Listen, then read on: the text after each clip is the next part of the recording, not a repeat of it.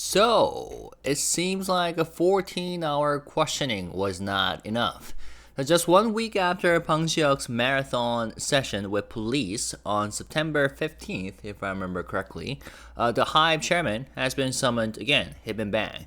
On September 22nd, he appeared at the Seoul Metropolitan Police Agency's Financial Crimes Unit for a second round of questioning. This time, arriving quietly at 10 a.m., once again in the status of a criminal suspect. And here was the exclusive piece that came out at 10:12 a.m. I didn't expect that. And the allegations haven't changed. The investigators believe that back in 2019, before HYBE's IPO, Bang Si-hyuk told early investors, including venture capital firms, that there were no IPO plans, blah, blah, blah, blah, blah.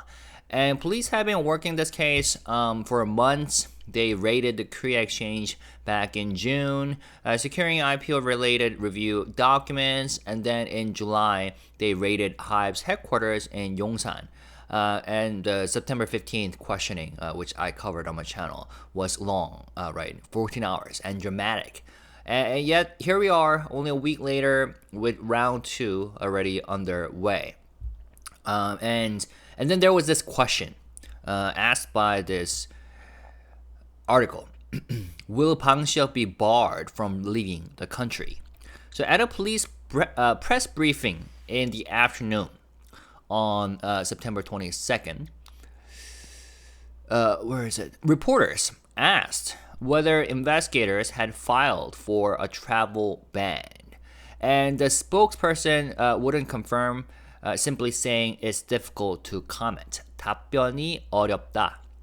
And yeah, that answer may sound vague, but I guess in practice it signals that the possibility of a travel ban is on the table. We'll have to see.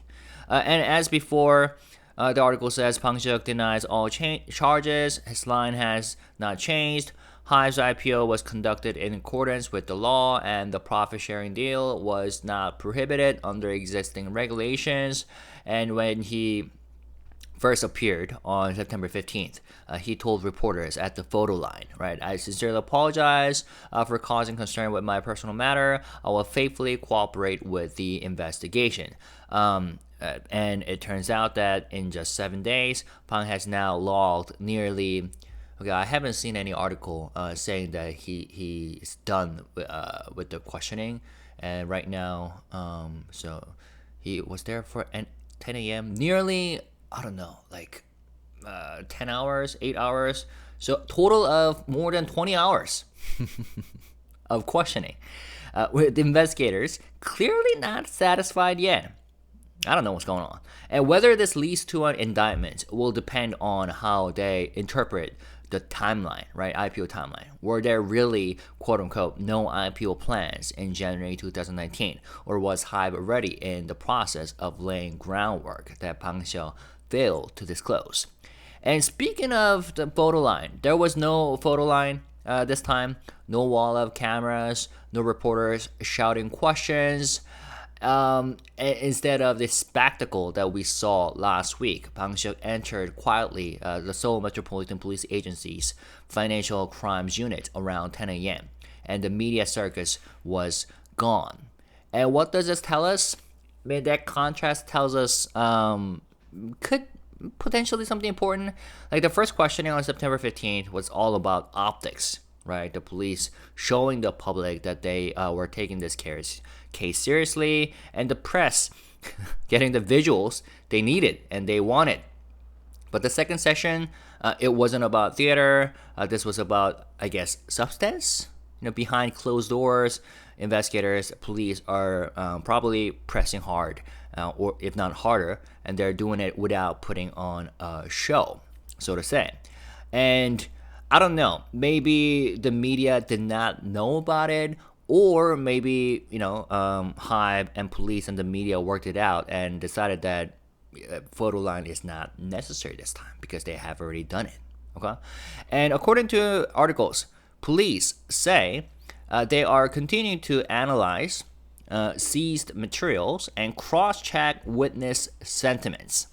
And this is from the article that mentioned the question of a possibility of a travel ban. Okay, the police said that they're continuing to analyze seized materials, 압수물 분석, 관련자 조사 등을 하고 있다. 확인할 부분이 있어 2차 조사를 진행 중. And cross-check witness statements. And then they are doing the second round of questioning because there was something that they needed to check. 확인할 부분이 있어서.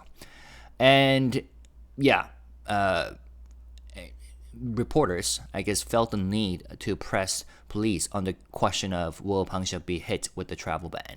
But again, a police spokesperson wouldn't confirm, simply saying that it was difficult to comment. And that leaves us with open questions. Will police push for a travel ban, actually, effectively tying Bang Si-hyuk to Korea until the case concludes? And will they manage to prove, I don't know, intent, like that he knowingly deceived investors back in 2019? And how will this low profile behind the scene investigation, the second round, reshape the narrative after last week's big spectacle? We'll have to see. Again, I have covered this issue extensively, especially the parts that are not reported by the media. Okay, so if you're interested, go check out the videos on my channel. Now, while investigators continue to press Bang Si-hyuk over allegations of fraudulent transaction, the financial markets are treating the risk very differently. So analysts say the impact on HYBE's stock may be smaller than many people fear. So Lee Hwa-jung, an analyst at NH Investment and Securities, told Korea Economic TV, none other than 한국경제, Korea Economic, who has been leading the media reports on HYBE and Bang Si-hyuk IPO controversy. So the analyst appeared at the Korea Economic TV interview that uncertainties will take time to clear up, but they aren't likely to drag down HYBE's stock price in a meaningful way. So she said, whether fraudulent transactions actually took place is, of course, a very sensitive issue, but it won't necessarily weigh down the stock itself. Although I gotta say that it kind of feels like, it has been feeling like it was the media and a specific portion of the, some forces that forced the issue into a sensitive issue. You know what I'm saying? Anyways, let's read this part first. And she pointed to a massive BTS world tour planned for the first half of next year as a key driver, along with strong momentum from boy groups like ENHYPEN and Boy Next Door. They're the two groups that she mentioned. Maybe they're her favorites, but we know that overall HYBE groups artists are killing it. And we're going to talk about that in the second part of this video. And Lee Hwa-jung analyst also noted that the reason Chairman Bang Si-hyuk has been spending time in the US recently is because HYBE is now entering a phase of expanding its total addressable market through Western artists, most notably the girl group Katsai. Although she also added that because HYBE is very serious about expanding, global expansion, and they're doing it really quick, fast, there might be some cost issue or cost increase reflected in the third quarter report, and we'll have to see how big that is. But anyways, her conclusion is that from a business perspective, HYBE is showing clear growth, and while patience will be required, the outlook improves as we move into next year. Although, let me say it again, that there's this talk of, HYBE, the Bang Si-hyuk, the owner risk, trying to frame Bang Si-hyuk as this risk factor for HYBE. I mean, that perspective itself has been so forced, I feel like, as a shareholder. Anyways, that's what analyst Lee Hwa-jung said. Still, there's a catch. If Bang Si-hyuk is restricted from leaving the country due to the investigation, his absence could slow down HYBE's most ambitious global projects, the very projects that he has been personally driving. Of course, it will eventually move forward without him. And this is an if. And I'm kind of. I think the travel ban may not happen. Will not happen. As opposed to this vague answer given by the police. But if that happens, the projects might get affected. So while analysts may be right that the fundamentals look strong strategically, the company could potentially face challenges without HYBE Bang, its chairman, on the international stage because, he was behind that, what was it, HYBE 2.0 strategy, especially around the concept of multi-home and multi-genre, multi-label strategy. And speaking of which, one of those global-facing acts, Katsai, is proving why many investors remain optimistic because their latest tracks are climbing charts around the world at an astonishing pace. So let me briefly read you this part. Katsai, the global girl group co-managed by HYBE and Geffen Record, is climbing to new heights. Their song Gabriella, that song, from the EP Beautiful Chaos just hit number 39 on the UK official singles chart, making steady gains for 7 weeks since their Lollapalooza Chicago performance, which they have absolutely devoured. And on Spotify, Gabriella reached number 11 on the global top songs chart, marking its 13th week and putting the group on the verge of breaking into the top 10. Wow, if that happens, that'll be amazing. Other tracks are showing steady power as well. Gnarly logged its 20th week on the chart, while Touch reached 17 weeks. And their monthly Spotify listeners have now surpassed 30 million, one of the highest ever for a K-pop group in only their second year. Absolutely amazing. Over in the US, Gabriella hit number 57 on the Billboard Hot 100, the group's best yet, while Beautiful Chaos as an album picked at number 4 on the Billboard 200 and remains in its 11th consecutive week on the chart. And then the article says, for HYBE, Katsai is a flagship of Bang Si-hyuk's push to globalize the K-pop system. Formed through the global audition show, the debut Dream Academy, which drew 120,000 applicants. The group debuted in the US just last year. Now they're proving that K-pop built outside Korea can still dominate worldwide. And yeah, they are killing it. And while Katsai proves the global, K-pop methodology would work successfully in the global stage, HYBE is taking another bold step. And this time in Latin America. We have talked about this before. But the reason why I'm bringing this up is that we have new updates. HYBE Latin America's new boy group, Santos Bravos, will make their official debut on October 21st this year with a concert at Mexico City's Auditorio Nacional, one of the country's most iconic venues. Let me quickly Google this. Mexico City, Auditorio Nacional.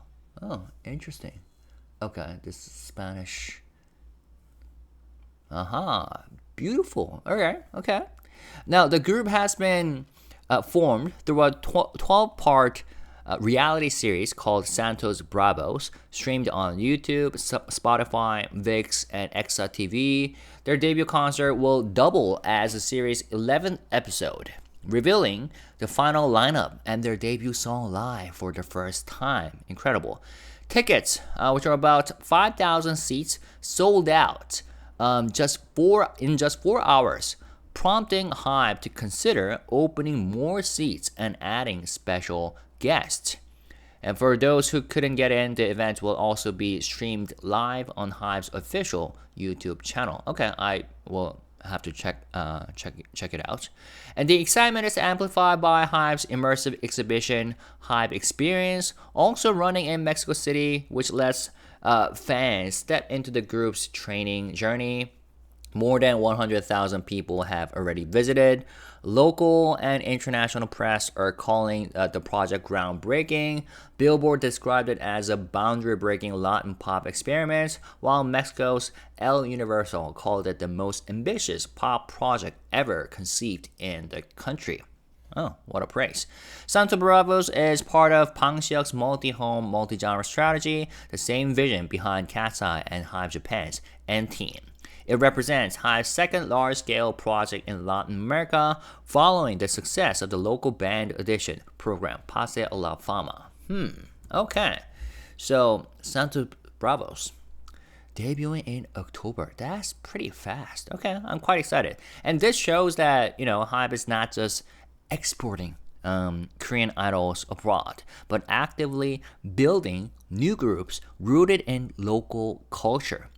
And if this becomes successful, Santos Bravos could open a completely new chapter for HYBE, capturing Latin America's massive music market while still tapping into global K-pop fandom. Now, back in Korea, HYBE artists are also innovating the way fans experience music, and this time with VR. Check this out.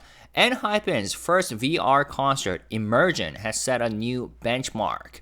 Since its August release, it drew about 30,000 Korean theatergoers with an average seats occupancy of 43%, far above the 30% standard for a hit. Oh, that's pretty low. 30% standard for a hit. Fans rated it 9.9 out of 10, calling it more real than reality itself. Okay. The concert is now rolling out to over 40 cities worldwide, from Mexico City to London to Singapore, making it the largest VR concert project in K-pop history. Have you been to one of those VR concerts? I have not. If you have, let me know about your experiences in the comment section by writing comments. Members themselves said the experience was surreal. Chungwon joked he could see his pores, while Jay said he finally understood what it feels like to watch an ENHYPEN concert as a fan. Interesting. Powered by Amaze VR's 12K filming and Unreal Engine VFX, Immersion shows how HYBE is pushing live experiences into new territory. Okay. Amaze VR, I guess that's a company known for creating VR contents. Amaze VR. Ah, interesting. Okay, here it is. Immersion. Interesting. All right. That's super cool. Which device is this? Okay. Interesting. Anyways, and while ENHYPEN experiments with technology, and ENHYPEN with Belief Lab and HYBE, LE SSERAFIM of Source Music is making waves with the first of its kind partnership in the United States. So let's check this out. Let's see. Wait. Oh, I don't have it. Just. I thought I had it. Okay. Just give me 5 seconds while I look for. Okay, here it is. So, LE SSERAFIM became the first K-pop girl group to collaborate with Amazon Music on offline pop-ups held earlier this month in Los Angeles and Seattle. Fans could buy exclusive merchandise using Amazon's AI-powered Just Walk Out system. Check out free shopping at a K-pop event. Oh, I thought they gave up on that. Wasn't it called the Go Market or something? Anyways, it says AI-powered Just Walk Out system. Check out free shopping at a K-pop event. The pop-ups are part of their Easy Crazy Hot North American tour, which continues this week in Las Vegas and Mexico City. By the way, my timeline currently is filled with super positive feedback about the concert from the fans and the public, and I love it. Very proud. This partnership cements LE SSERAFIM's growing presence in the U.S. market, showing HYBE's ability to secure deals with major American platforms. So, congratulations. That's an exciting news. And now, LE SSERAFIM is, although they're still young in their career, they have stepped outside the rookie stage, right? And HYBE's rookie lineup isn't slowing down either. So 2 comebacks are already on the calendar. TWS, TWS, will release their 4th mini album, Play Hard, on October 13th, the next month. And this is the news that came out today on September 22nd. But before that, they dropped a surprise pre-release track, Head, Shoulders, Knees, Toes. And it already dropped on the YouTube channel. And if you have watched the teaser, it shows choreography in a jammed city setting, backed by a heavy hip-hop beat. And yes, they have tried something different from their past discography. They have so far dropped, if I remember correctly, 3 EPs. Actually, sorry, 4 EPs. They have 2 comebacks last year. They dropped 3 EPs, and then they already did 1, didn't they? Anyways, their music style and genre are defined as what's called like 청춘, like youthful energy. But this time, at least when it comes to this particular track, Head, Shoulders, Knees, Toes, they have tried like heavy hip hop and to show more of a fierce side of them. So yeah, I think they are experimenting with different genres and different colors and different styles. And the album, once again, will drop on October 13th, which I'm excited about. And that really raises anticipation for their comeback, especially with this surprise pre-release track. And yeah, oh, by the way, Try With Us. Yes, there we go. Try With Us was the album that TWS dropped this year. Yep, April. I was confused with the singles that they dropped at the end of last year. 마지막 축제, last festival. Anyways, so that was TWS, and I made a separate video about them. That is ILLIT. So ILLIT will return in November, and just 5 months after their last album, Bomb, and only weeks after their official debut in Japan. And yeah, their comeback comes on the back of record-breaking sales and growing popularity in Japan, where their first single topped charts. And they will also hold an encore fan concert in Seoul this November. So yeah, for HYBE, it's a sign of confidence, pushing ILLIT to build momentum across both Korea and Japan. So I'm super happy for them. So on one hand, if you look at all these issues, HYBE faces legal uncertainty at the executive level, at the top, with HYBE Bang, Chairman Bang. On the other, its artists are breaking records, and they're launching new projects and expanding into untapped markets from, US. I mean, US has been already tapped, but Latin America, and they're also looking into India as well. So, what do you think? Will Bang Si-hyuk's legal trouble cast a quote-unquote shadow over HYBE's global expansion, or will the strength of groups like Katsai, ENHYPEN, TWS, and ILLIT keep the company moving forward? Although, once again, let me say this for the nth time, I think this concept of framing Chairman Bang, HYBE Bang, or Bang Si-hyuk as this risk factor, owner risk, is very forced, it feels. And this is something that a specific portion of, I would just say, some people want. Anyways, we'll see how this goes. And that's all for today's HYBE Daily News. Originally, I was just going to cover Bang Si-hyuk case, but then it ended up being just too short. There were no details revealed through the media. So I decided to add some positive news. So I hope you enjoyed it, found it informative, and thanks for watching. I'll see you again next video. Let me know all your thoughts in the comment section. But when you add comments, as always, let's stay positive, respectful, and classy. See you guys. Thank you. Peace and love. Bye-bye.